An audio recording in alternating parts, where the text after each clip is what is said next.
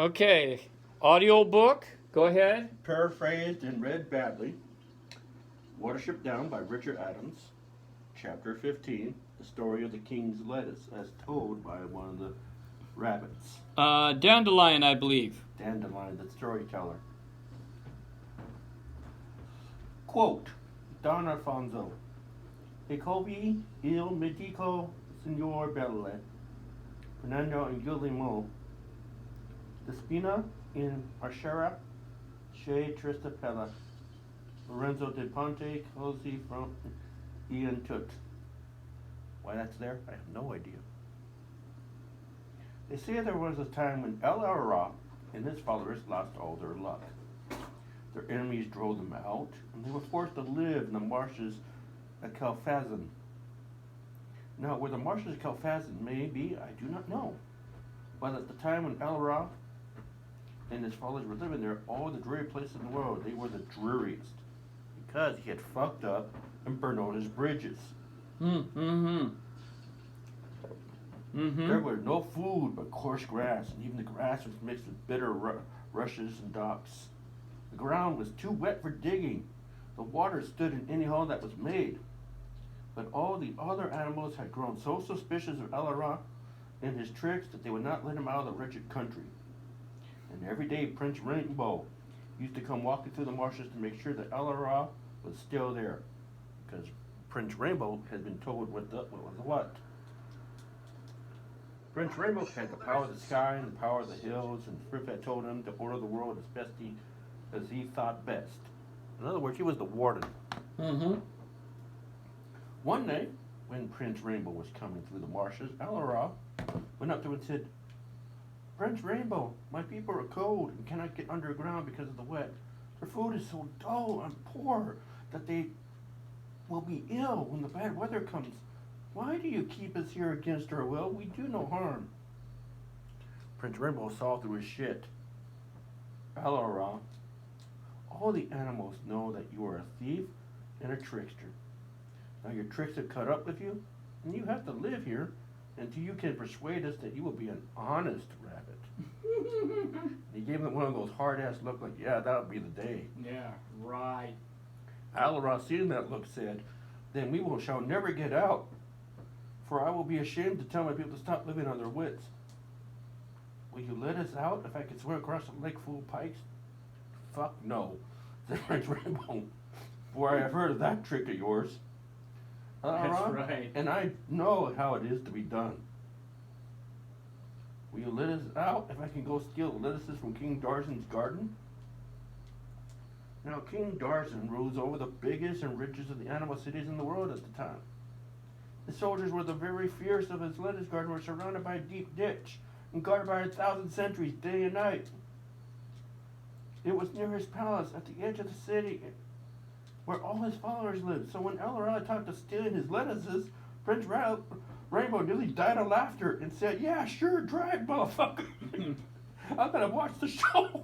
And if you succeed, oh well, I will multiply your people everywhere, and no one will be able to keep them out of vegetable gardens from now to the end of the time. But what's really going to happen is you're going to get your ass kicked and killed. and the soldiers will be rid of you forever. And El Ara just looked at him with that sly look he got. And he said, very well, we shall see. Now, Yona the hedgehog was nearby, looking for slugs and snails in the marshes. Did he say Yona or Yoda? Yona. Okay, Yona. And we got another scam likely Scam interruption. likely. Sorry, I can't talk right now. Scam likely. Like I said, as I was rudely interrupted, now Yona the hedgehog was nearby, looking for slugs and snails in the marshes. And he heard this shit that was going on between Prince Rainbow and El Ara. He slipped away to the great palace of King Darzan and begged to be rewarded for warning him against his enemies, because that's what kind of weasel he is. That's right. King Darzan knew that he was a weasel, but he just sniffed and he said, that wicked thief El Ara will steal your lettuces, and he will come to trick you and get into the garden. And King Darzan hurried down to the lettuce garden to see if it was true. And he summoned his captain of the guard, and he said, "You see my lettuces?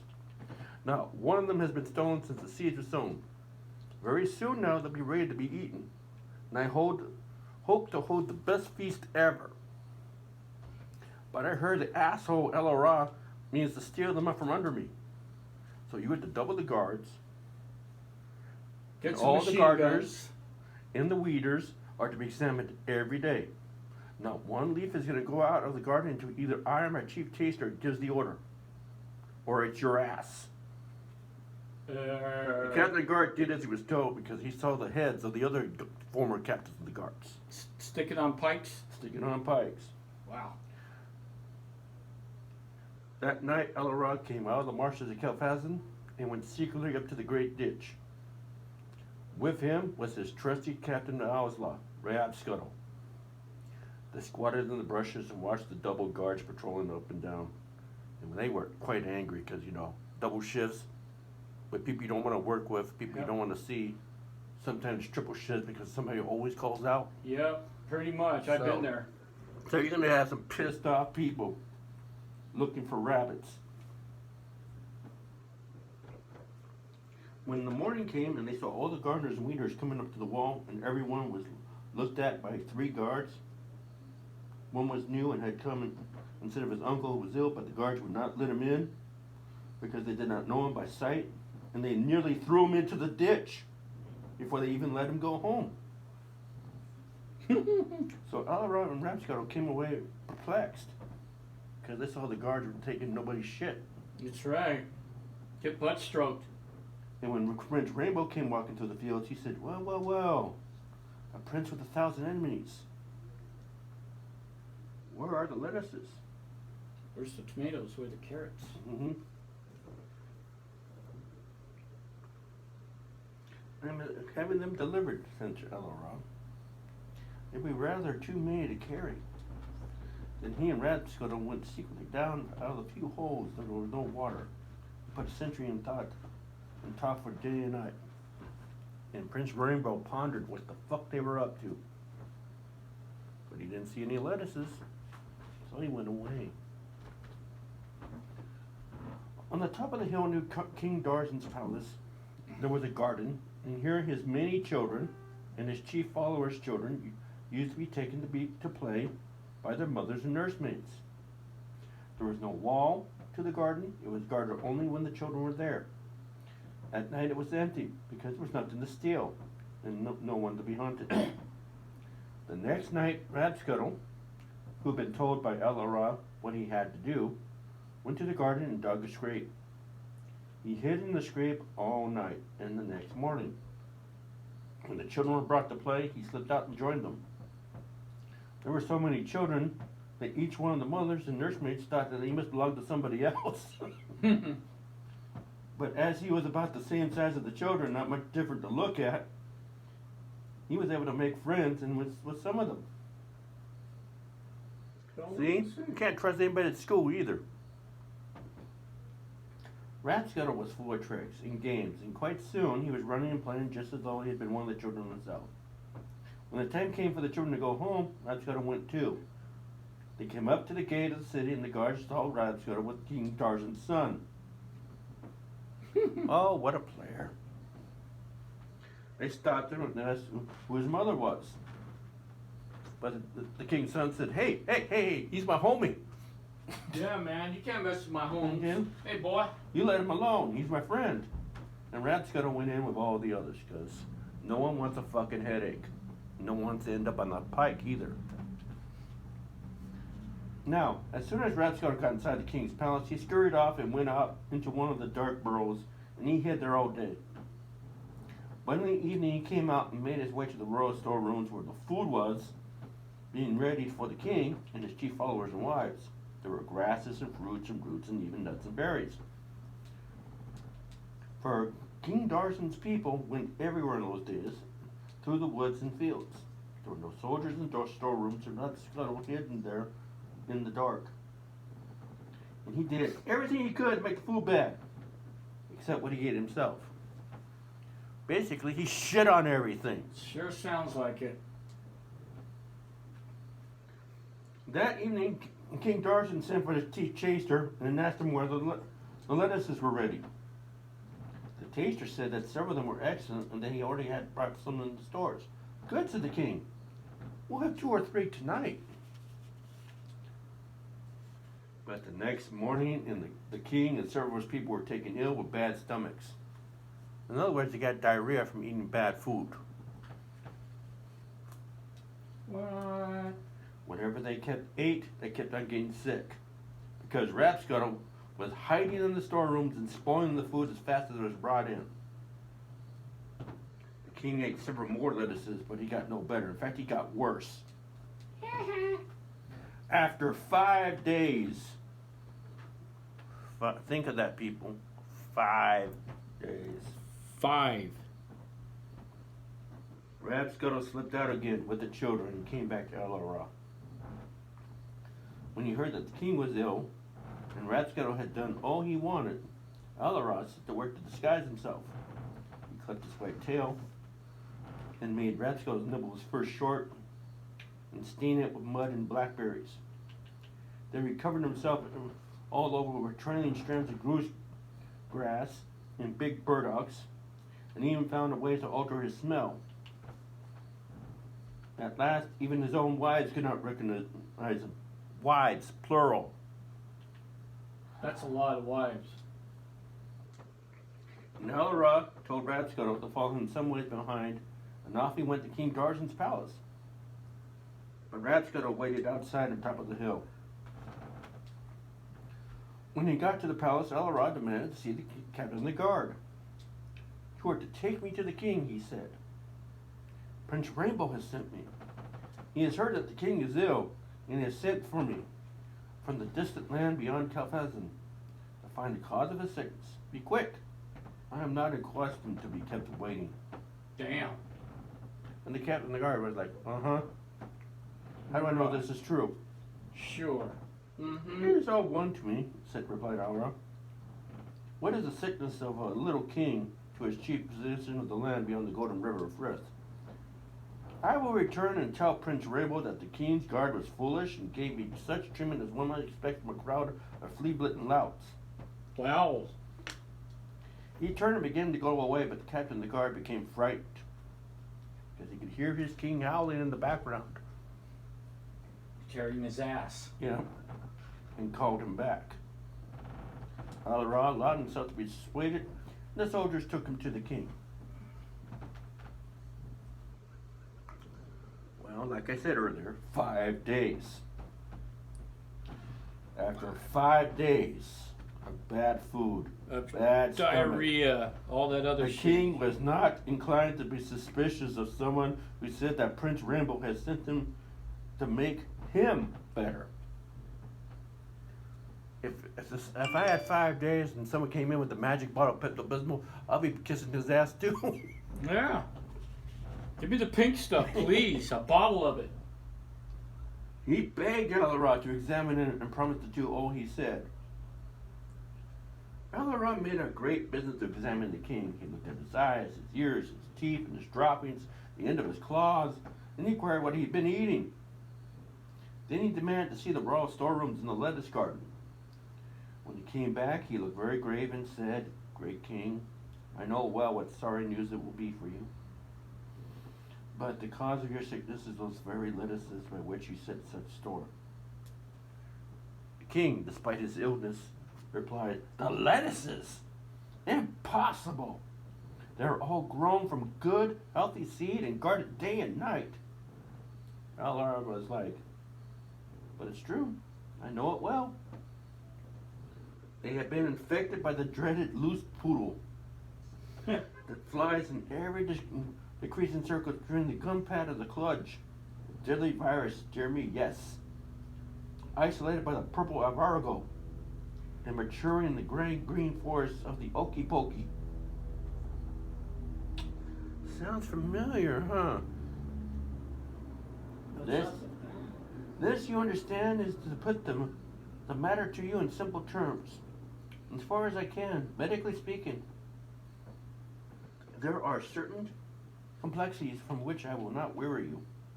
The king was hard to believe this. He said, I just can't believe it. Why the lettuces, man? Yeah, because, you know, he loved lettuce. Up to this point, lettuce was good to him. And Alora said, the simplest course will be to prove it to you. But we not make one of your subjects ill. Tell the soldiers to go outside and take a prisoner. So the soldiers went out, and of course they saw Rob Scuttle. They kicked his ass and dragged him through the gates into the king's presence. No! Yeah. Poor Rab Scuttle. Ah, a rabbit, said Alora. Nasty creature. So much better, disgusting rabbit. Eat the lettuce. Rab Scuttle did so, and soon after he began to moan and thrash about. He kicked in convulsions and rolled his eyes. Because, you know, Academy Award-winning actor there. Yeah, shit, yeah. Okay. Ben Affleck, friggin' eat your heart out, huh? Mm-hmm. He gnawed on the floor, frothed at the mouth. No, he went bang on Ben Affleck. He went Abe Lincoln actor on that one. And Alora hemmed it up as well. He is very old, Alora said seriously. He must have got a very bad one. Or else it was more probable the infection is particularly deadly to rabbits. But in any event, let us be thankful it was not your majesty. Well, he has served our purpose. Throw him out. I would strongly advise your majesty not to leave the lettuces where they are, for they will shoot and flower and seed. The infection will spread. I know it is disappointing, but you must get rid of them. At that moment, as luck would have it, in came the captain's guard with Yona the hedgehog.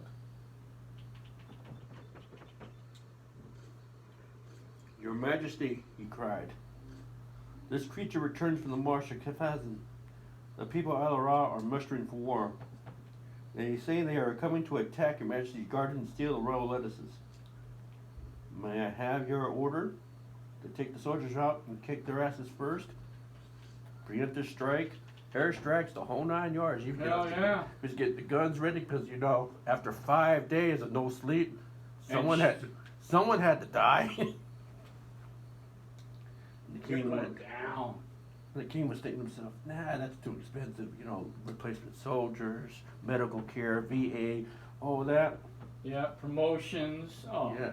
No, I couldn't have that. Wasn't in the budget, so he thought of something else. I thought a trick worthy of that.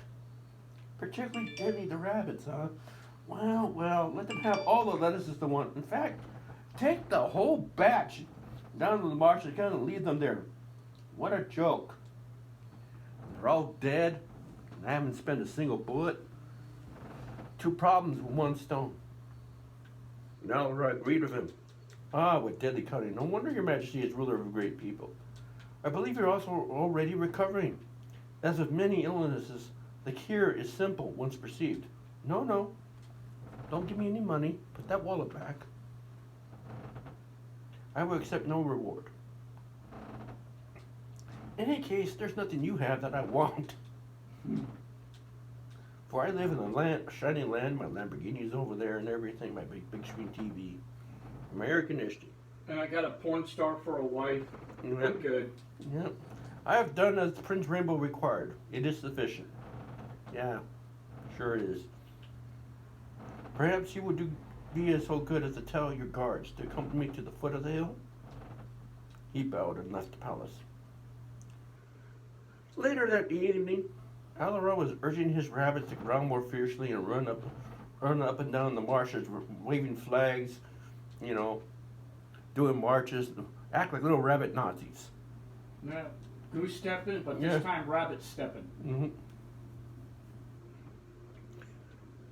Prince Rainbow came down onto the river and marshes and took a look at all that. Alora, rabbit witch, it's quite possible, said Alora. The dreaded loose piddle. There are 1,000 lettuces in a pile at the top of the marsh. Who put them there? Alora said, man, I already told you I was having them delivered. You can hardly expect my people, weak and hungry as they are, to carry them all the way down from King Darzan's garden. However, they will soon recover now under the treatment that I shall prescribe. I am a physician, as I may say. And if you have not heard as much, Prince Rainbow, I think you will soon find out that I am. Scuttle, go out and collect the lettuces. Then Prince Rainbow saw that Alara had been as good as his word, and that he had to keep his word as well. And after all, being the ruler of the land, your word is mud. No one believes you, and if no one believes you, you get insurrections, and that costs money to put down. You know, you lose revenue as you're killing your taxpayers. You know, it's just not worth it. He let the rabbits out of the marsh, and they multiplied everywhere. And from that day forward, no power on earth can keep a rabbit out of a vegetable garden. For Alara prompts them with 1,000 tricks, the best in the world. And the moral of the story is? Shoot every rabbit you see. Yeah, shit. End of chapter. There you go. That was Watership Down. The King's Lettuce. King's Lettuce, huh?